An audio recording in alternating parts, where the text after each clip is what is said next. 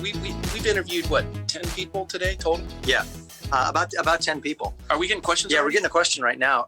Have you guys gotten a pulse on what the church life is like in the area? Oh, that's a good question. Yeah. The tragedy is you have all of these people throughout this entire area that are standing firmly upon liberty at great expense to themselves, and they're hard-pressed to find a church that's open. That's right. People were saying that, wow, if we lived closer, we'd be going to your church. We'd be going down to Godspeak and seeing Rob there. And that's what's happening. I mean, I see that at Godspeak. People are coming in from all over the place. They're not just driving in, but they're flying in. People are coming in from other states because they want to not only go to church, but I think they want to see a model, a template of what can be happening at other churches, because this hasn't happened before. Yeah. This is new. Well, and I was surprised because you invited me to come up here, and I'm going with Kirk Cameron, and everybody knows you from acting. And I get up here, and they know my sister. Yeah, and I'm the brother of DJ Tanner. Either way, you're known. And I was surprised. I got up here, and people knew me and wanted to take a picture with me because they're moved by what Godspeak's doing, all the way up here in Oregon. Totally. One of the ladies that we talked to, she said, what's your name? I know you from, how do I know you? I know you from somewhere. Yeah, she kept saying that to me. Yeah. Oh, she's like, I saw you. You were talking with Charlie Kirk, and all that podcast inspired me so much. And you can see that they almost have tears in their eyes because we're all feeling something very, very, very strongly. And that is that liberty is being taken away. And to see someone like you stand the way that you've stood, Rob, it means so much to everybody. And I know some people, and I've been guilty of this in the past, feeling like, when it comes to my faith, that's a personal thing. That's a private thing.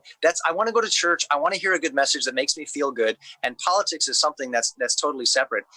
But who better to be involved in what our kids are learning in school than people who love God, who read the Bible and understand the principles that lead to flourishing families and healthy communities. We need to be involved in here because, well, I'm getting my eyes opened a little bit more about what's happening in some of these smaller communities where they just feel like their communities, their schools, their businesses are all being hijacked by this covert operation that they didn't even really know was there. And it's been here for a long time, but they didn't know until they had kids and they started looking into it. Hey, Tim Frisch with A Frisch Perspective here. That was Pastor Rob McCoy of Godspeak Calvary Chapel, along with Kirk Cameron, and they were visiting the Portland area, I believe, and interviewing people recently. So that was both of them reporting back on their experience. It's really interesting to hear what they're saying there because, first of all, you can see that it was almost surprising to them that going to another area, there are people who are hungry to gather and attend church. And there are some areas where the church restrictions are just so tight, people are unable to actually physically go to church.